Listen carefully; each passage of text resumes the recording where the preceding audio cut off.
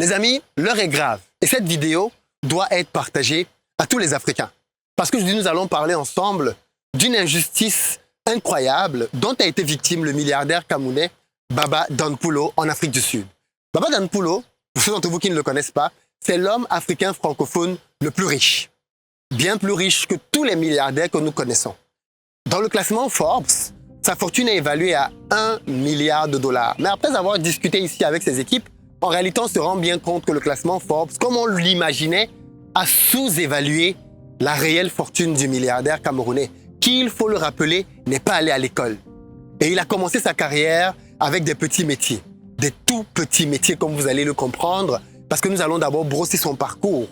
C'est quelqu'un qui s'est fait lui-même. C'est un self-made man, comme on aime bien le dire, et qui a bâti à la force de ses mains un empire colossal, dans lequel il y a une bonne partie d'immobilier au Cameroun, au Nigeria, en France, en Suisse, mais aussi en Afrique du Sud. Et il se trouve que, depuis plusieurs mois maintenant, il est au cœur d'une grosse bataille judiciaire qu'il a perdue, se faisant ainsi déposséder d'un empire qui vaut plusieurs centaines de milliards de francs CFA.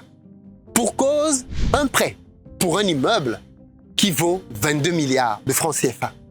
Comment comprendre qu'un milliardaire qui se fait courtiser pour acheter un bien à 22 milliards achète ce bien, se retrouve par la suite à devoir non seulement perdre ce bien, mais perdre tout le patrimoine de son empire qu'il a bâti en 30 ans de travail.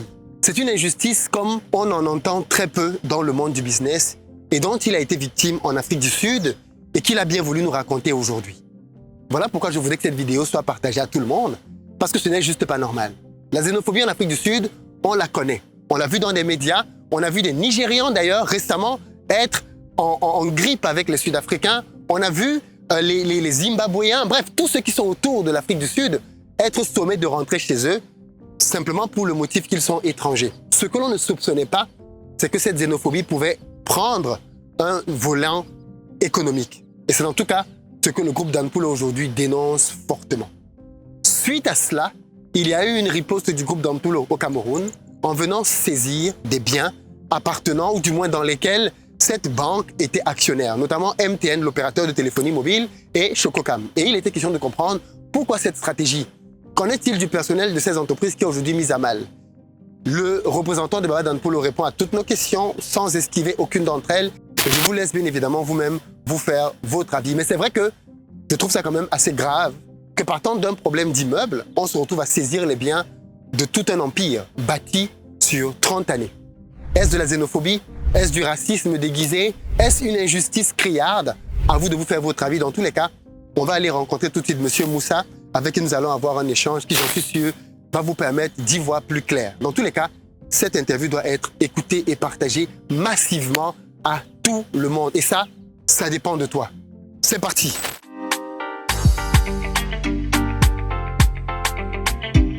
Salut à toi, bienvenue sur ma chaîne. Moi, c'est Philippe Simo. Ici, je te parle de business, de mindset, de gestion des finances pour te permettre de pouvoir te développer. Si tu es nouveau ici, abonne-toi et partage massivement les vidéos pour que la communauté ne cesse de grandir. Aujourd'hui, nous sommes dans le cadre d'une interview exclusive que je vous invite à pouvoir suivre et à partager massivement tant le contenu est urgent. Allons rejoindre Moussa Ousseini, mon invité du jour. Bonjour Moussa. Bonjour. Merci beaucoup de nous recevoir au siège du groupe Baba Danpoulo. C'est un plaisir. Est-ce que tu peux juste te présenter? Moi, c'est M. Moussa Ousseini. Je suis directeur marketing et communication du groupe Baba Danpoulo.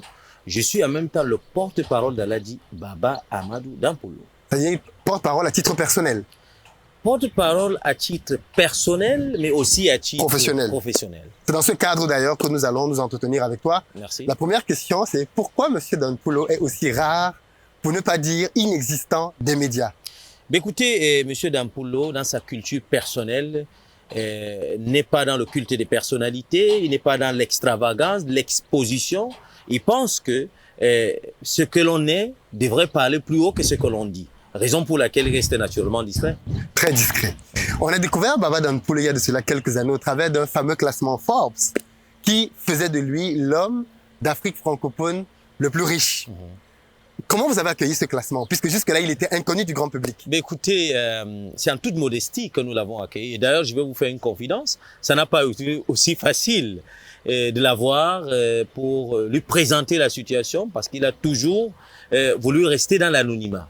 Sauf qu'à un certain niveau, dans le cadre de l'entreprise, lorsque les œuvres sont là, on ne peut plus trop se cacher. Alors nous l'avons accueilli avec modestie, mais aussi avec un petit sentiment de satisfaction dans la mesure où la reconnaissance était étalée. Mais sauf que c'est la modestie qui nous fait accepter le chiffrage qui nous a été alloué. Et donc, objectivement, c'est un accomplissement pour nous, mais pour lui, il a accueilli ça comme ça en toute modestie, mais pas sans toutefois célébrer parce que l'objectif visé n'est pas ça. Il n'aime pas l'exposition, comme je vous le dis. Ça, on l'a très bien compris. Par contre, moi, j'ai toujours eu une question et je vais pouvoir la poser enfin. Le classement Forbes et son système de notation, est-ce que c'est réel? Est-ce que ce que vous avez vu dans ce classement reflète l'empire Baba Danpulo? En réalité, ça, c'est la valeur visible de ce qu'on voit, Oui. qui a été peut-être quantifié, chiffré. Mais lorsqu'on ira un peu plus profond, mon cher ami, et moi également qui suis dans le circuit, dans le domaine, je ne serais capable de te dire avec exactitude la valeur. Elle est un peu plus élevée. Mais sauf que tout ce qu'on t'attribue par modestie, tu l'acceptes par humilité. Oui. Alors c'est cette humilité qui nous amène à croire comme ça, mais depuis un bon bout de temps, Baba Danpulo, même dans ses vingtaines d'années, il n'était pas du tout facile, hein, parce que c'est quelqu'un qui misait sur le travail bien fait, la détermination, le courage. Il est toujours dans la créativité. Comment je vais faire pour créer? L'entrepreneuriat est quelque chose ancré en lui-même. C'est un self-made man qui commence des zéros à héros. Il a atteint l'apogée parce qu'il a toujours misé sur le travail. Et tous les jours, c'est un accomplissement. Il ne se limite pas à ce qui est dit, mais il pense toujours faire au-delà. On a bien compris que le classement Forbes est sous-évalué par rapport à ce que l'empire Baba Danpulo pèse. Oui, c'est ce que nous pensons. Bien sûr. Vous avez des chiffres beaucoup plus exacts que ce que Forbes peut avoir. Ici, on est au siège. Mais nous sommes reconnaissants. Bien sûr, on a compris. Ici, nous sommes au siège de Baba Danpulo Group. Et en fait, le siège, il est juste, je crois que c'est l'un des plus grands sièges au Cameroun. Qu'est-ce qu'il y a tout autour de nous? Est-ce que vous pouvez juste nous présenter rapidement ce qu'il y a autour? Écoutez, autour de ce siège, comme vous le constatez, il y a tout. Vous avez un grand bâtiment derrière vous, et c'est un bâtiment qui représente tous les divers secteurs d'activité avec des grands managers qui sont dans le domaine. Quand vous êtes dans le domaine de l'aéronautique, puisque nous sommes actionnaires aux ADC et à la Sodécoton, nous avons donc des démembrements dans chaque unité. ADC, Aéroport du Cameroun. Aéroport du Cameroun. Sodécoton, Société de coton du Cameroun. Au Cameroun. Okay. Alors nous avons également nos démembrements, ceux qui nous représentent dans l'administration qui sont logés là. Nous avons des sociétés télécom avec les responsables qui sont là. Nous Nextel, qui est le troisième opérateur au Cameroun. Troisième opérateur au Cameroun. Nous avons également le T, la CDC. C'est-à-dire une Toleti, Dawarati et tout qui est représenté juste derrière.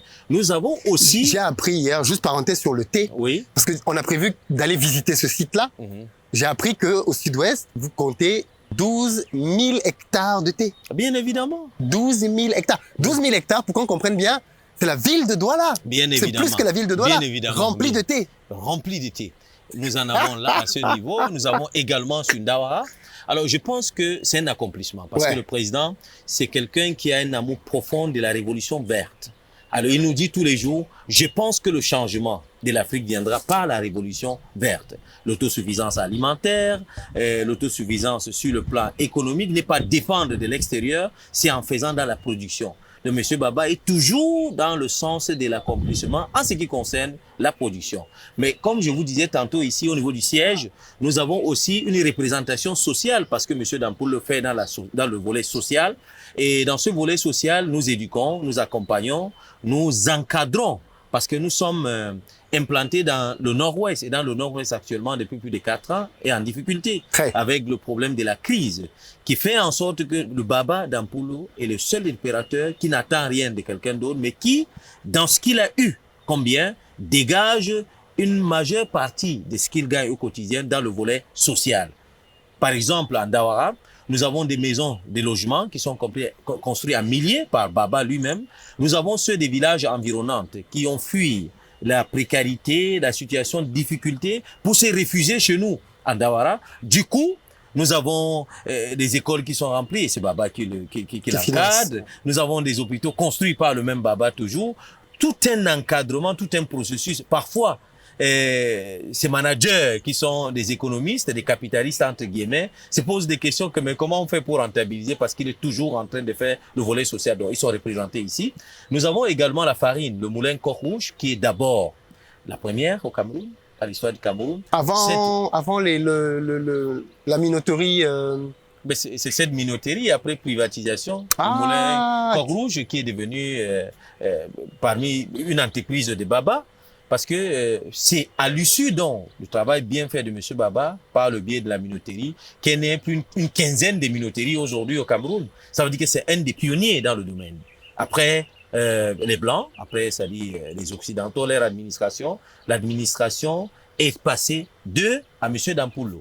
Alors je pense que il a racheté en fait. Il a racheté, c'est à féliciter. Alors ça c'est très bien ça quand ce sont des locaux qui rachètent. Bien sûr, le moulin entreprises. Comme je vous te disais tantôt, c'est un accomplissement et ils pensent toujours qu'il faut donner l'opportunité aux nationaux de développer leur pays. Parce que son analyse à lui, lorsque vous avez quelque chose construit de vous-même dans votre environnement, il est difficilement rare qu'on puisse les détruire. Parce que cela sera un patrimoine de tous. Tout à fait. Alors je voudrais que vous sachiez que M. Baba, c'est une bibliothèque ambulante. Alors, il est toujours dans l'enseignement, prodiguer des conseils, créer des richesses. Et la création des richesses passe par ce qu'il a appelé, n'est-ce pas, une révolution purement intellectuelle, le panafricanisme pur et objectif. Très bien. Et là, je pense que vous n'avez pas cité tout, en fait. En toute modestie, moi-même, pour faire des calculs, c'est très difficile parce que nous avons Best Logistique. Oui. Hein, et en dehors de Bestinver, qui est connu mondialement au niveau de notre siège en Afrique du Sud, nous avons également d'autres petites sociétés qui sont à côté, mais qui produisent eux-mêmes. Mais avant d'en arriver là, M. Baba a commencé avec Sokoba. C'est pour cela qu'au Cameroun, pour certaines personnes, quand vous parlez de Dampoule, vous parlez de Baba Sokoba, parce qu'il y avait une société qui faisait dans l'alimentation, l'agroalimentaire, le riz, l'huile et bien d'autres. Bon, maintenant, ils pensent qu'il y a certaines choses qu'il faut passer à la postérité parce que nul n'est indispensable. Ça, c'est ses propres mots. Il faut donner l'opportunité, la possibilité à tout le monde de se forger. Eux, ils sont déjà des patriarches et ils pensent qu'il faut léguer quelque chose à la postérité. Excellent, excellent.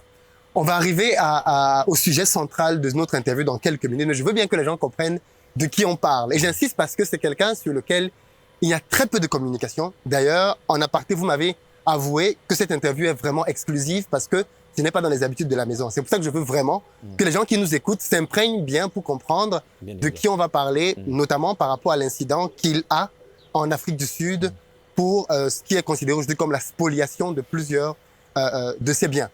Baba Dampoullo commence les affaires à quel moment? Parce que je veux que l'on retrace un tout petit peu avant l'Afrique du Sud. Parce qu'il faut bien que les gens comprennent que ce n'est pas en Afrique du Sud que Baba Dampoullo va s'enrichir. Bien sûr. C'est pour ça que je veux qu'on commence. Alors, je voudrais dire que aujourd'hui, s'il faut tracer de manière brossée le parcours de Baba Dampoullo, ça commence à la fin des années 77, c'est-à-dire vers les années 80. À la fin d'année 77, vers des années 80, et Baba Dampoullo a commencé d'abord comme camionneur. Camionneur.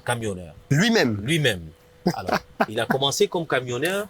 Après cela, il a commencé à faire des petits métiers, c'est-à-dire la vente des habits, des petits produits alimentaires, juste à un niveau.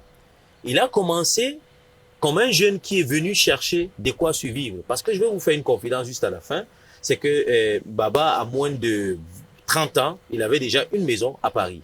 Alors, c'est dit qu'à cette époque-là, il fallait trouver quelqu'un qui avait la possibilité, la capacité d'être bien. Et lorsque vous révisez les faits historiques de cette histoire, c'était justement à la période de transition. Il a un peu passé de temps dans la période d'Amadou Ahidjo, l'ancien président, et il a continué vers la période du président actuel, son Excellence Paul Biya. Alors, c'est dit que c'est quelqu'un qui a plus de 35 ans de vie dans les affaires. Alors, il commence comme ça, c'est un père de famille responsable qui, à un moment donné, s'est battu pour avoir ce qu'il a aujourd'hui. Mais ça n'a pas toujours été facile. Il faisait des milliers de kilomètres à pied, il faisait des milliers de kilomètres pour chercher de quoi subvenir aux besoins et de sa personne, et de sa famille, et de son environnement.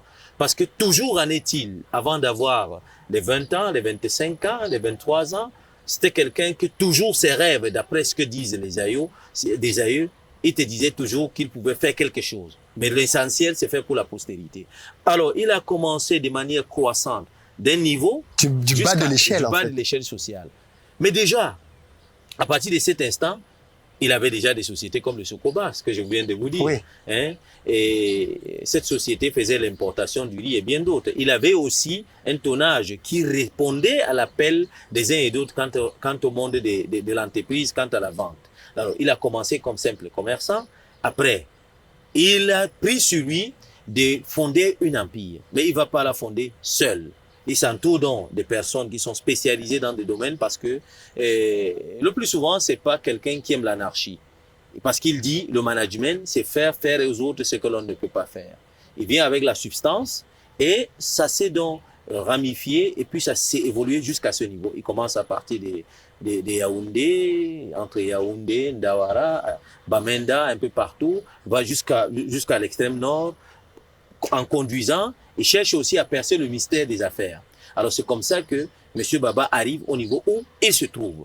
Et ce qui est fantastique, c'est qu'à un moment donné, au même moment qu'il s'imposait, il faisait des choses, il a subi aussi certains trucs. Parce que l'une des premières boutiques qu'il fonda, il a fait tout, a été incendiée. Alors vous comprenez, au même moment, des gens dans son entourage se disaient, mais il a commencé, ça va pas monter, mais il a le self-control. C'est quelqu'un qui pense que les épreuves, au lieu de nous réduire, nous fait plutôt avancer.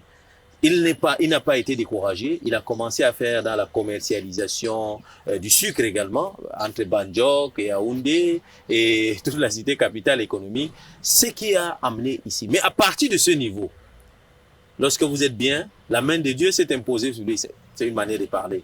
C'est-à-dire que l'évolution a été flagrante. Il a commencé à multiplier des biens immobiliers et autres. On partait célébrer à chaque moment. Et c'est arrivé au moment où on ne pouvait plus célébrer parce que tellement il y en avait. C'est-à-dire que c'est un accomplissement, c'est une très grande fierté. Et dans la mesure où il a commencé du plus bas ça, c'est ce qu'il faut retenir. Social. Raison pour laquelle, dans l'environnement de M. Baba, vous allez constater que c'est quelqu'un qui n'est pas arrogant. Il respecte tout le monde. Et peut-être que vous avez eu l'opportunité, vous, à investir au Cameroun, d'accéder et de dire quelque chose au président Baba, et vous avez compris quelque chose de très pertinent. Il ne fait pas la différence entre son chauffeur et son enfant, et son employé, il ne fait pas de différence. Tout le monde peut se mettre sur la table parce qu'il dit, ce n'est pas parce qu'aujourd'hui, j'ai des carreaux, j'ai des grandes maisons, que je vais oublier d'où je sors. Je suis né dans une maison en paille. Vous comprenez? Alors ça, c'est sa logique à lui. D'où son humilité et la rareté de son exposition que vous avez compris. D'accord. Baba Dampulo décide dans les années 1990 d'aller investir son argent en Afrique du Sud. Je précise qu'il n'a pas investi qu'en Afrique du Sud. Quand on lit un peu de documentation sur lui, il a investi au Nigeria, en France, en Suisse. Très discret sur ses investissements immobiliers parce qu'il fait beaucoup d'immobilier au Cameroun, mais hors du Cameroun. Pourquoi il décide d'aller en Afrique du Sud en 90? Très bien. J'ai évoqué un point très essentiel à m'attirer dans l'esprit. Parce que Baba Dampulo, c'est un tout. Il ne pense pas à sa personne, il pense à l'humanité, à la postérité, aux peuples africains.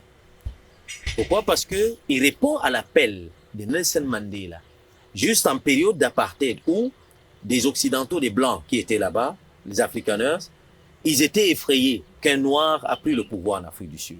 Du coup, il y avait des craintes. Qu'est-ce qu'il faut faire? Il faut tout bazarder, voire vendre certains biens immobiliers. Parce qu'ils avaient la certitude que juste après, ça sera détruit et bien d'autres. Monsieur Baba, dans son esprit, il s'est dit, OK, voici une opportunité. Qu'est-ce qu'on peut faire pour nos frères africains, les Sud-Africains qui sont en difficulté? Parce que je voudrais rappeler un fait historique. Le Cameroun, nous, contribuables camerounais, certains de nos hommes d'affaires ont contribué massivement au développement de l'Afrique du Sud.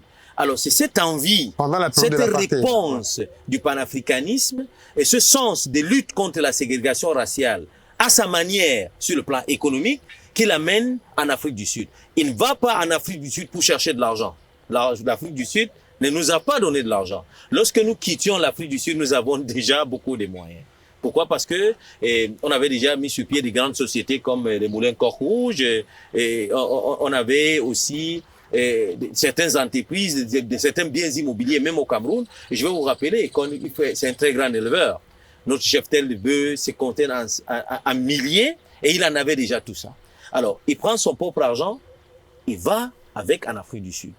Il trouve un terrain, il s'est dit qu'est-ce qu'il faut faire? Il commence à acheter des bâtiments et autres. Alors, c'est tout le contraire, parce que c'est une aberration de dire que aujourd'hui, certaines personnes sont venues d'ailleurs, ils sont venus donner de l'emploi et tout. Monsieur Baba a donné de l'emploi aux Sud-Africains au moment où personne ne les faisait confiance. Au moment où tout le monde était effrayé. Parce que imaginez dans les années 90, vous avez toujours la ségrégation existentielle. D'ailleurs même, il en existe toujours sous d'autres formes, qu'on appelle purement racisme. Alors, c'est pour dire que il prend ses biens, il la met en Afrique du Sud, il achète des biens immobiliers, il fait confiance à l'environnement, il commence à réfléchir comment créer des holdings pour mieux employer tous les Africains qui y sont là. Parce que ce n'est pas seulement les Sud-Africains, les Camerounais qui sont ses employés, il y en a beaucoup d'autres. Les tribus, les Zambiens, les Mozambicains, oui. Tout ça, ils sont réunis dans le holding. C'est-à-dire que cet accomplissement au niveau de l'Afrique du Sud, nous ne les avons pas acquis là-bas. C'est important de préciser ça. Il est parti avec son patrimoine personnel. Patrimoine avec ses biens pour l'Afrique du Sud. Et je vais vous faire une confidence. Déjà, même dans les années 90, c'est incroyable. Parce que la jeunesse qu'il en avait, parce que là, il avait des quarantaines d'années. Oui, c'est vrai. C'était il y a 30 ans. Alors, vous pouvez imaginer, et à cet âge-là, si quelqu'un peut avoir le courage d'aller investir, c'est-à-dire qu'il a fait confiance à l'environnement sud-africain au moment où même les Sud-Africains, ils étaient inquiets. Je sais pas pour faire la publicité, mais nous autres qui sommes allés à l'école dans ce pays, quand tu lis Une saison blanche et sèche d'André Brink, tu comprends naturellement la situation qu'a vécu le climat social en Afrique du Sud, à plus forte raison le climat des affaires. Alors, monsieur Baba, il va... Pour un noir. Pour un noir. Ouais. Surtout pour un noir. Camerounais de surcroît. Oui. Vous comprenez? On peut imaginer les efforts qui ont été faits. Alors, c'est ça qui amène monsieur Baba Dampoulou en Afrique du Sud. Et je te rappelle que ce n'est pas l'Afrique du Sud son premier terrain de chasse. Il était d'abord en France avant d'être en Afrique du Sud. C'est-à-dire que si quelqu'un peut quitter d'ici pour aller en Occident, principalement en France, malgré la situation conjoncturelle d'un Africain, et s'installer d'abord là-bas avant l'Afrique du Sud, il faut comprendre que c'est un accomplissement. Moi, j'ai lu que Baba Dampoulou est devenu en 30 ans la personne qui avait le plus grand patrimoine immobilier en Afrique du Sud. Bien évidemment. C'est incroyable quand même. C'est incroyable. Moi, j'étais en Afrique du Sud. Vous n'êtes pas étonné de voir l'accomplissement qui a été fait en Dawara. Parce que dans le monde, à titre individuel, dans le monde, personne n'a un si grand champ de thé comme M. Baba. C'est le plus grand champ de thé au monde. Au monde, à titre individuel. Pour une personne. Pour une personne, oui. Appartenant à un individu. Ouais. Pas une entreprise. Oui. Alors, ça ne vous étonne pas. Mais vous êtes plutôt étonné de l'accomplissement de ce que vous en faites. Alors, c'est bien de signaler que c'est le plus grand. Je sais que c'est un faux débat. Oui. Mais déjà, à 30 ans. C'est impressionnant. Oui, c'est impressionnant. Bien sûr. C'est impressionnant. Et en 30 ans, vous savez, en Afrique du Sud, ce n'est que les banques et les assurances qui ont des grandes maisons, qui ont des grands centres commerciaux. Mais il se peut que cette situation met à mal certaines personnes qu'après la stabilité qu'a connue l'Afrique du Sud, sont peut-être dans le regret. Pourquoi, monsieur Baba? Pourquoi un Camerounais a autant Parce que l'Empire en lui-même, c'est formidable, c'est gigantesque. Comme je vous disais tantôt, Baba n'est actionnaire avec personne dans ses biens, ça l'appartient à lui. 100%. 100%, ça l'appartient à lui. C'est bien. Alors, maintenant... J'aimerais qu'on donne un petit détail. Parce que quand je suis entré dans son bureau, j'ai vu une grande carte que vous devez certainement connaître, dans laquelle on voit quelques-unes de ses tours. C'est impressionnant. Bien sûr, c'est le réplique même de Wall Street Center. Oui, c'est impressionnant les tours qu'il a en Afrique du Sud. C'est impressionnant. C'est impressionnant, ouais. C'est qu'il a... 3 malls. Alors, je précise que quand on parle de mall, on ne parle pas de Douala Mall ou Abidjan Mall. On parle de quelque chose comme les Galeries Lafayette en France. Bien sûr. Un grand mall. Qui fait 3 à 4 fois ce que nous avons l'habitude de voir ici. Ce ne sont pas des petits trucs. Ouais. Alors, le gigantisme a commencé à inquiéter des personnes peut-être tapis dans l'ombre. Parce que déjà, je vais vous faire une confidence. Lorsqu'ils se sont rendus compte que c'était appartenant à un Camerounais, un Noir, mais il y avait des propositions pour le rachat. Monsieur Baba n'a jamais voulu le revendre. Parce que pour lui, un patrimoine doit être légué pour la postérité. On le courtisait de temps à autre. Nous ne savions pas qui avait des intentions tapis dans l'ombre parce que, vous savez, dans le marché financier, pour ceux qui ont lu André Brink, l'autre, comment on appelle, Henri Fayol, doivent comprendre que c'est un environnement purement dynamique et concurrentiel. L'environnement donc économique de l'Afrique du Sud fait en sorte que ça commençait à inquiéter les Blancs qui ont eu la stabilité et certains nous mal intentionnés qui se disaient que mais comment on peut être chez nous, on ne peut même pas avoir, mais c'est telle personne qui a. Il était courtisé mais il refusait pas. Mais juste après, il y a eu une intention malencontreuse, c'est-à-dire qui a fait en sorte que ils ont voulu mettre en exécution ces intentions qu'ils ont longtemps gardées dans leur cœur, en profitant d'un prétexte et d'une situation pas aussi très confortable avec le changement du top management. Alors, c'est-à-dire que... Justement, je veux qu'on arrive à ça.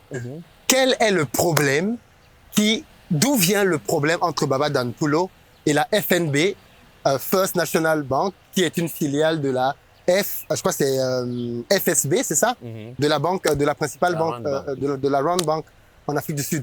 Quel est le problème qui fait que, finalement, Baba Danpulo se retrouve à être spolié de tout son empire? Le problème, il est simple. Je vais parler comme un citoyen lambda. Oui. Pour la compréhension de tout le monde. Oui. Monsieur Baba n'est jamais allé vers eux demander du crédit. Ce sont eux qui cherchaient à le courtiser.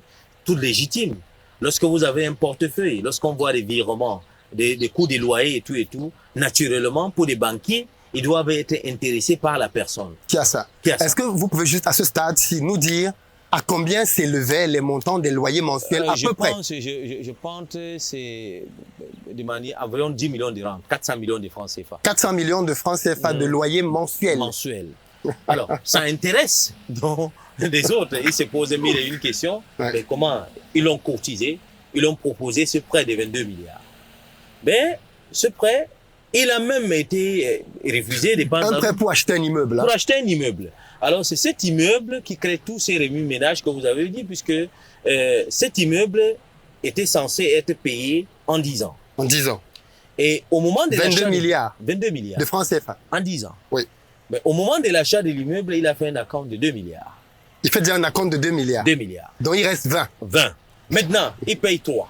Et il paye 3 ans. 3 ans. Oui. Lorsqu'il paye les 3 ans, il reste 7 ans à payer. Il reste 7 ans après. Naturellement, il y a eu un changement au niveau du management. Du top management de la banque.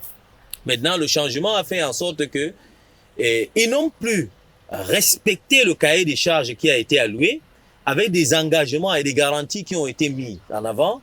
Ils ont demandé le paiement total et immédiat. Pendant qu'on voulait, même malgré l'injustice qui nous a été faite, on était capable de payer sans problème. Oui, on avait fait un appel de fonds et payer. Oui. Puisque nos garanties sont 20 fois ou 200 fois supérieures à ceux dont ils nous ont donné comme crédit. Parce qu'avant qu'on te donne un crédit, on doit savoir ton portefeuille. Bien sûr. Il a eu un truc de garantie. Juste après, ils ont décidé de bloquer. Le patrimoine immobilier de Baba Danpulo en Afrique du Sud pesait combien? Pour qu'on se rende bien compte du décalage. Objective, oui, à peu près. C'est un peu plus supérieur à 250-60 milliards de francs. Donc, quelqu'un qui a un patrimoine de 260 milliards, on lui prête 22 milliards, donc moins de 10% de son patrimoine. Bien sûr. Et puis, naturellement, pour la gouverne, ce qui est inquiétant pour les Africains, pour les Camerounais que nous sommes, c'est une injustice qui est flagrante. Non, mais c'est trop grave. Puisqu'on n'a pas demandé d'autres possibilités que nous n'avons pas respectées. Juste après... Donc, ça, c'est un point très important. Vous me confirmez que Baba Danpulo n'a jamais eu de problème de paiement de ses mensualités? Il n'a jamais eu problème, il n'a jamais eu question des problèmes de paiement de la mensualité. Du crédit, jamais. Jamais. Jamais. Et le nouveau management arrive et ils disent du jour au lendemain, on ne veut plus que vous payiez tous les 3 mois, on veut que vous payiez tout d'un trait. Et puis ça correspond à la période du Covid. La période du Covid, c'est universel, ça. N'est-ce pas? Vous pouvez pas vous lever un matin, dire à un homme d'affaires qui a beaucoup des employés, des ouvriers, en une journée, monsieur, payez tout ce que vous avez. Il faut les préalables. Il a besoin de faire des appels de fonds pour payer exactement. Vous n'avez jamais reçu un courrier de la banque qui vous sommet de quelque chose? Non. Tout ça, c'est des manœuvres lugubres et dilatoires. Parce que je pense, à mon humble avis, que ce Sud-Africain-là, ce manager des banques financiers, n'avait pas un problème au niveau de paiement, c'est la personne de Baba. Un Africain, un Noir surtout, Camerounais, C'est ça qui les importe. Et sinon, je venais de vous dire, si on demande, M. Baba sera capable de donner, Bien sûr. puisque le patrimoine en lui-même fait... mais rien que l'immeuble, je veux dire. Rien que l'immeuble. Rien que l'immeuble. Si quelqu'un a déjà payé 2 milliards et qu'il a remboursé 3 ans. Très bien. Si c'est cantonné Rien sur que l'immeuble. L'immeuble peut se vendre. Bien sûr. Et se payer en même temps. Bien Plus sûr. les intérêts. Plus les intérêts. Alors, vous Bien comprenez que... c'est tellement facile à comprendre. C'est tellement facile à comprendre. C'est une vérité purement mathématique. On n'a pas besoin d'être Pythagore ou Senghor pour comprendre. Non. Alors, c'est pour dire que cette situation est une situation d'injustice criade que nous dénonçons avec rigueur acharnée. Et je vous rassure que nous n'allons pas nous laisser faire. Parce que c'est un accomplissement. C'est un joyau que M. Baba fait. Non seulement, pas parce que Baba en fait... Mais c'est un pays qu'il a beaucoup aimé. J'ai appris que ses enfants ont grandi là-bas. Ils ont grandi là-bas, ils ont été éduqués là-bas, oui, il famille. a aimé l'Afrique du sûr. Sud, sa famille. Alors, c'est pas un pays des ennemis. Lorsqu'il partait s'investir, malgré l'hostilité de l'environnement, il s'est pas posé mille et une questions. Je pense, si ce n'est exagéré, Baba Dampulo était même beaucoup plus, comment je vais dire, patriotique en ce moment, vu le contexte que certains Sud-Africains même qu'eux ont fui le pays. Lui, il n'a pas fui le pays, il est entré en 90 déjà. Ça, c'est la période de l'apartheid, une période purement difficile. Et là, il met son argent. Aujourd'hui, donc, si je comprends bien, pour faire simple, la banque vient, décide de saisir, enfin, demande le remboursement immédiat et intégral de son argent. Baba Dampulo propose de faire un appel de fonds pour pouvoir payer la créance. L'appel lui est refusé. L'appel lui est refusé. On a même bloqué des comptes. Ce qui est même aberrant, c'est le holding qui a été bradé. C'est-à-dire Bestinver, un grand holding avec plusieurs entreprises à l'intérieur. Mais les gars n'ont même pas réfléchi par mille chemins. Ils ont plutôt liquidé totalement la société. Au point où, que ce soit l'argent dans des banques, que ce soit mais même les loyers, tout a été bradé comme ça. Alors vraiment, c'est une situation très embarrassante. Malgré tout, M. Baba est resté dans une certaine légalité. Mais la situation en Afrique et la justice en Afrique du Sud, on a l'impression quand on regarde de loin que c'est un pays de droit, que la justice est indépendante. Quel droit il existe en Afrique du Sud? Mon cher ami, il faut y faire un tour. Vous allez constater que c'est une façade, c'est une mascarade. De quel droit parle-t-on? Lorsqu'un individu, une personnalité du rang de M. Baba vient investir chez vous avec l'ensemble de ce qu'il possède, mais il y a des préalables. Il faut l'amener à la raison, lui demander d'autres, s'il y a d'autres garanties qui peuvent éponger ce qu'il a pris comme crédit. S'il y a d'autres situations, on n'en a pas fait. De quelle justice parle-t-on? Je pense que c'est d'autant plus que j'ai appris que Baba Dampulo a fait intervenir plusieurs personnes. Bien sûr, on peut en avoir l'Union africaine. Avec Macky Sall. Le président Macky Sall, par la suite le chef de l'État, son excellence Paul Biya. Et là, je veux que vous nous expliquiez ce qui s'est passé, parce que de ce que j'ai appris, c'est juste un très gros manque de respect. Bien évidemment, parce que le panafricanisme, écoutez, M. Baba, aujourd'hui, c'est une institution, c'est un patrimoine africain. Bien sûr. Alors, M. Baba a voulu la médiation de l'Union européenne, africaine autant pour moi, c'est pas passé. Maintenant, il se penche vers son excellence Paul Biya, qui a aussi, lui, un souci majeur, c'est la protection de ces hommes d'affaires, la protection de l'entrepreneuriat au Cameroun et des investisseurs comme M. Baba, dépêche des émissaires, le ministre des Relations extérieures. Il dépêche l'émissaire pour aller rencontrer le président de la République, Cyril Ramaphosa, avec une note bien précise, de voir clair et voir comment est-ce que on peut arranger cette situation qui n'honore pas l'Afrique du Sud. Parce qu'au départ, il faut trouver des passerelles pour qu'on ne se comprenne pas. Ne donnons pas l'opportunité aux autres aujourd'hui dans le monde, ceux qui sont loin de nous, au même moment où on est en train de lutter contre le néocolonialisme et de comprendre qu'entre nous, ça ne marche pas. Alors, monsieur le chef de l'État, son excellence Paul Biya, grand diplomate de son État, a dépêché des émissaires par rapport à la situation. C'est-à-dire, s'il l'a fait, ça veut dire que la situation est assez grave. Ce qui est aberrant, ils n'ont pas été reçus. 6 mois après, ils n'ont pas été reçus. Ils n'ont pas été reçus. Attends. Donc, le président camerounais envoie une délégation avec une note officielle pour aller rencontrer le président sud-africain. Ils ne sont pas reçus. Ils ne sont pas reçus. Vous imaginez les conséquences dans un autre pays en dehors du Cameroun, c'est incroyable. Alors nous sommes restés toujours dans la tempérance, que ce soit le chef de l'État, son excellence Paul Biya, que ce soit M. Baba, il mise dans la discipline, la paix et être posé. 6 mois après, n'est-ce pas, on envoie une autre délégation et cette fois-ci, en allant, la délégation est reçue plutôt par le ministre des Finances de l'Afrique du Sud. Le ministre des Finances de l'Afrique du Sud a reçu la délégation, ils ont échangé, et même de cette réception, entre guillemets, n'était pas très bonne, mais sauf qu'il est mieux parce qu'il a été reçu sur l'ordonnance du chef de l'État, Cyril Ramaphosa. Mais juste après, la situation, la chose est devenue lettre morte. Puisque ni aucune action, ni les banquiers, ni les liquidateurs, ni les gens qui ont orchestré cette situation embarrassante, personne n'a appelé pour une quelconque médiation, pour en discuter. Nous avons donc purement et simplement compris que l'intention est de spolier les biens de M. Baba Amadou Dampollo. Je suis étonné dans la scène publique et des réseaux et tout, qu'il pullule certaines informations non compréhensibles. Il faut avoir l'opportunité d'aller en Afrique du Sud pour voir ce que M. Baba a construit, ce qu'il a bâti combien en Afrique du Sud.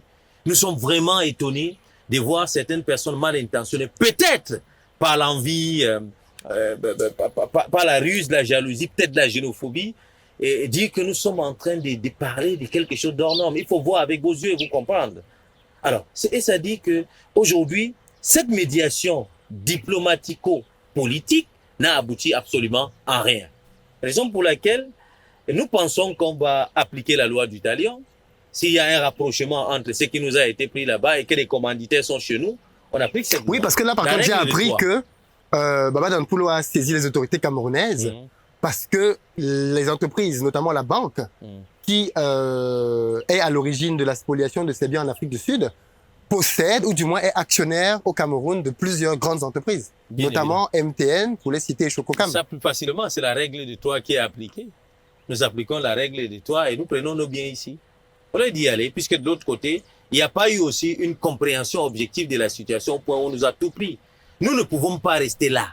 Parce que cette situation, ni t'était la force, l'énergie, le courage de quelqu'un qui a accueilli ses biens licitement, par le fruit d'un effort, je pense qu'on ne parlera plus de M. Baba. Parce que c'est une situation très embarrassante. Vous vous imaginez, dans ce pays, personne ne peut me dire le contraire. Pour quelqu'un qui a perdu un lopin de terrain, ils sont tous les jours en train de se battre. Combien de fois un grand empire comme ça, qui servent de fierté pour la nation africaine, mais pour les Camerounais en particulier. Alors je pense que cette situation a été tellement embarrassante au point où c'était pas concevable. C'est une situation vraiment difficile. Et puis que les gens sachent une chose très importante. Nous sommes dans un pays libre, démocratique, le Cameroun, n'en déplaise, avec beaucoup des intellectuels chevronnés dans le domaine de la justice. On ne peut pas s'hasarder, allant jusqu'à peut-être la mise sur séquestre d'un bien, d'un multinational dans ce pays, sans avoir au préalable des raisons valables. C'est impossible dans une république. C'est impossible. Parce qu'on parle d'un géant, on ne parle pas des... Oui, MTN, c'est un géant. C'est un géant, on parle d'un géant. MTN et Chococam, c'est des géants. Alors maintenant, la chose la plus simple à comprendre, c'est que, étant donné qu'ils ont des choses ici, et que nous aussi, nous avons été spoliés là-bas, nous estimons que nous prenons ce qui nous revient. À partir d'ici, on n'a même pas besoin d'aller là-bas. Mais la condition, elle est simple. Si on nous laisse nos biens là-bas, nous laissons les leurs ici. Ça, c'est la condition la plus objective. Parce que ce n'est pas inédit dans une république. C'est pas inédit. Regardez la situation de la Guinée équatoriale avec le vice-président Obiang au Brésil. Lorsqu'il a été menacé de l'autre côté, il a été obligé, ici au niveau de la Guinée équatoriale, de saisir 4 sociétés brésiliennes. Comprenez que ce n'est pas une situation seulement calquée sur le modèle camerounais. Mais au contraire, c'est l'envie de faire du bien, la confiance en la justice, son indépendance qui amène M. le Président Baba à se pencher vers les juridictions compétentes. Vous ne connaissez pas combien de personnes sont acharnées, des milliers de personnes qui sont en difficulté à cause de cette situation de dégradation. Vous ne pouvez pas imaginer. Mais maintenant, nous faisons la confiance à notre juridiction et nous pensons que nous irons jusqu'au fond. Mais comment ça va se terminer? Parce que là, pour le moment, je sais que les comptes ont été saisis. On ne commande pas les décisions de justice. Ouais. Il ne nous appartient pas de donner la suite aux affaires. Nous sommes tous libres d'aller, que nous compétissons. En tout cas, il faut préciser qu'aujourd'hui, les comptes ont été saisis. Hein. L'argent n'a pas été remis à Baba Dampollo. Les comptes de ces entreprises ont été saisis. C'est une procédure, ça ne se fait pas comme ça. Voilà, l'argent est sous séquestre. Monsieur Baba n'a pas pris à titre personnel. Hein? Il y a des moyens légaux, juridictionnels qui feront en sorte que ça rentre dans les comptes de monsieur Baba. Mais pour le moment, nous sommes dans les procédures et dans les procédures, on n'en commente pas les décisions de justice. En Afrique du Sud, le sujet est clos. Le groupe a été liquidé. Il y a déjà d'autres personnes qui ont racheté les immeubles. Bien évidemment, le sujet est clos parce que je pense que ils ont acheté, ils ont même revendu pour certains. Mais sauf que, de la même manière qu'ils ont fait de l'autre côté, nous allons récupérer tous nos biens ici. Sans aucune autre forme de procédure. La condition, c'est qu'on nous remet les nôtres là-bas, nous les remettons les nôtres, les leurs ici. C'est tout. C'est une triste histoire pour le panafricanisme, pour... Une triste histoire, vraiment une triste histoire, parce qu'il faut y aller pour comprendre. Je veux que les Camerounais, et les Africains en principe, ils essaient de comprendre la situation, qu'ils essaient aussi de faire un zoom sur le patrimoine dont on parle. Je t'ai dit tout à l'heure que seulement l'immeuble, c'est le repli de Wall Street Center. Tu peux imaginer? On laisse les centres commerciaux et d'autres. Voir un Camerounais aller contre le président Baba, pour nous autres, c'est une aberration. Parce que M. Baba ne fait pas ça pour lui à titre individuel. Jusqu'à ce qu'il parte rencontrer son Dieu, il ne manquera pas de quoi manger, de quoi vivre bien. Oui, parce qu'il faut le dire, ce qui a été perdu en Afrique du Sud ne ruine pas Baba Danpulo. Bien évidemment. Il faut pas qu'on ait le sentiment qu'il est ruiné. Non. N'ayez pas ce sentiment. C'est comme si vous avez un sac de farine et vous prenez, comment je vais vous expliquer, un gobelet d'eau, vous puisez un peu de ça. Ça n'a rien. En fait, c'est pour le principe qui se bat, c'est ça? Le principe, et pour qu'il serve des leçons aux autres aussi qui veulent aller investir en Afrique du Sud. Il n'est pas le seul. Hein. Il y a les Éthiopiens qui ont des problèmes en Afrique du Sud. Il y a certains Camerounais qui investissent. Eux-mêmes ont des petits soucis. Il y a, c'est une histoire où, lorsque vous interrogez les Nigérians, les Mozambicains, ceux qui sont tout autour, ils vont vous expliquer que M. Baba vraiment a raison de se plaindre parce que cette situation n'honore personne. L'environnement économique en Afrique du Sud n'est pas un environnement fertile. On avait beaucoup de xénophobie. Malheureusement, en Afrique du Sud, contre les étrangers qui avaient des commerces, on a vu beaucoup d'étrangers se faire tuer. Mais je ne savais pas que ça arrivait à ce niveau-là. Il faut y aller il y a un an. Il faut visiter ce qui s'est passé avec les Nigériens. Oui. Par rapport à la situation. C'était même très grave. Pourquoi les gens sont étonnés de notre situation? Mais ce n'est même pas étonné parce que c'est pas inédit ce qui arrive à M. Baba. Et si c'était sous d'autres cieux, je pense que les Sud-Africains n'auraient pas osé. C'est un peu du mépris qu'ils ont pour notre pays. Allant jusqu'à toucher les biens d'un humble citoyen comme M. Danpulo, c'est toucher les Camerounais au plus propre de leur fierté. Parce qu'aujourd'hui, même si vous n'êtes pas de l'environnement micro de M. Danpulo, vous êtes de l'environnement macro, vous comprenez naturellement que Baba Danpulo est une fierté.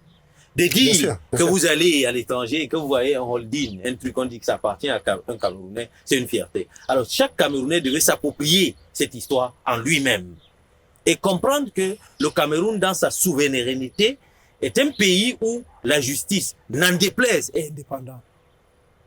Parce que les adversaires d'en face ne sont pas des ballonnements trompés. Je sais qu'on se comprend très bien. Oui. On arrive quasiment au terme de cette interview.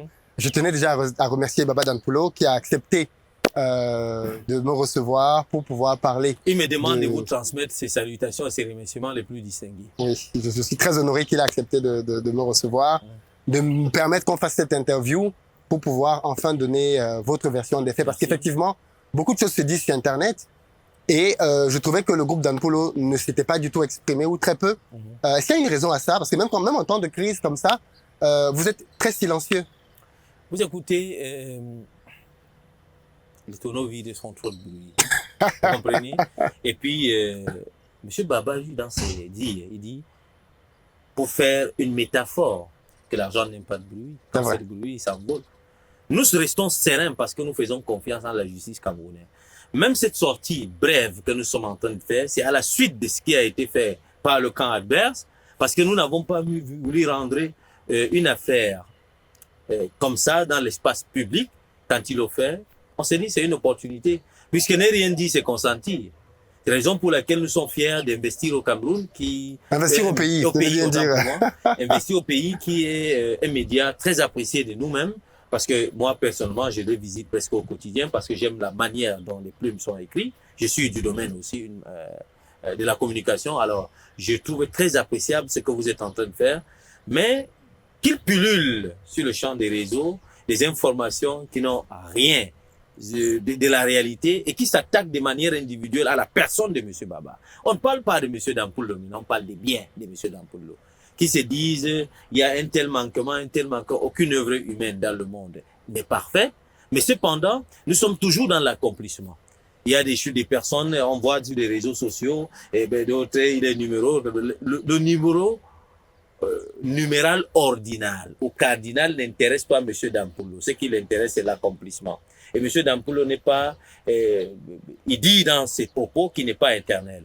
L'essentiel, c'est qu'il y ait des millions de Dampoullo comme lui qui peuvent créer des entreprises et qui peuvent faire du bien à la postérité. N'oublions pas au Cameroun, je pense qu'après l'État, et c'est même la réalité, le premier employeur privé, c'est M. Baba. Bien sûr, bien sûr, bien sûr. Mais c'est reste que pour cette posture, il doit être accepté, il doit, par l'opinion, ils doivent comprendre, mais seulement, vous ne pouvez pas dresser tout le monde. Après, la partie d'en face vont dire qu'ils ont des salariés aussi, ils ont des Camerounais qu'ils emploient. Mais lorsque vous faites de la comparaison entre ce qu'ils ont, mais ça ne représente rien par rapport à ce qu'ils ont. Et puis la charité et tout des salariés.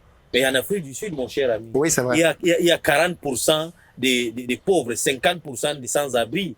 Les gens sont dans une situation extrêmement de pauvreté ou qui ont besoin plus de charité que nous aussi ici. Et puis que les Camerounais sachent quelque chose. Lorsqu'on est une société de consommation, vous comprenez? C'est le produit de l'achat, des data, des appels et bien d'autres services téléphoniques des Camerounais qui fait en sorte que eux aussi gonflent leurs chiffres d'affaires. C'est pas de la charité, mon cher ami. Ils les exportent. Qu'est-ce qu'ils font avec? Combien ont-ils venir avec dans ce pays? Mais M. Baba, depuis plus de 30 ans, a créé des grandes entreprises qui aujourd'hui ont formé des grandes personnes, des personnes qui nourrissent des familles au quotidien. N'entrons pas sous le domaine de l'emploi, parce qu'aujourd'hui, sur le domaine de l'emploi, nul ne peut nous accuser. Je vais faire une petite confidence. Nous sommes dans une crise épineuse qui menace le Cameroun, la crise anglophone. Nous n'avons envoyé personne en congé technique. Vous pouvez imaginer. Pourtant, la base est dans cette région. Alors, c'est pour comprendre que ne nous appuyons pas sur la bannière de l'emploi et tout et tout. Et lorsque, avant d'entrer en difficulté de compréhension avec nos partenaires chez Nextel Cameroun, puisque Baba Dampoullo est aussi dans les télécoms, nous avons des employés cumulés des deux autres parties qui n'atteignaient pas le nombre de personnes employées par M. Baba seulement dans le secondement des télécommunications au Cameroun. C'est vérifiable, vérifié de tout le monde. Nous avons des régulateurs et autres que vous pouvez vous approcher pour avoir des chiffres exacts. Alors comprenez que nous ne parlons pas sur la bannière des emplois, parlons sur le terrain de la justice. Et lorsqu'on parle de la justice sociale, on parle de l'équité, on parle de quelqu'un qui cherche à entrer dans son droit. On ne parle pas des petits détails comme ça. Parce que c'est pas de la charité. Et les télécoms, c'est la souveraineté de l'État. Il peut donner à qui il veut la licence. Merci. Merci beaucoup, M. Moussa. C'est moi qui vous remercie. Merci. Pour cette interview exclusive. Merci infiniment. Qui va permettre d'avoir des éclaircissements aux uns et aux autres pour comprendre davantage la situation. Déjà, c'est moi qui vous remercie. Je profite de votre tribune pour remercier la population camerounaise et ses dirigeants pour le soutien apporté à notre endroit. Je suis débordé au bureau avec l'émotion du soutien des organisations non gouvernementales, des privés et bien d'autres. Je pense que c'est une opportunité pour les remercier. Ouais. Ils ne sont pas en train de le faire par autre chose que le panafricanisme, l'envie d'un accomplissement. Monsieur Baba est un héros national parce que quelqu'un qui n'est pas allé à l'école, mais qui a pu construire quelque chose qui embauche des écoliers, je pense que c'est une très grande figure. Et des très grands écoliers, hein? Des très grands écoliers, pour ne même pas dire des grands intellectuels. Bien sûr. Alors donc, merci infiniment. Je suis très, très ravi. Merci. Beaucoup de courage à vous, en tout cas, dans cette situation. Et j'espère que dans quelques mois, on aura peut-être davantage de nouvelles. Et s'il le faut, on refera une mise à jour. S'il plaît à Dieu, nous sommes toujours, comme expliquer. je vous dis, oui. Nous sommes toujours dans notre position. Très bien. Et récupérer nos biens.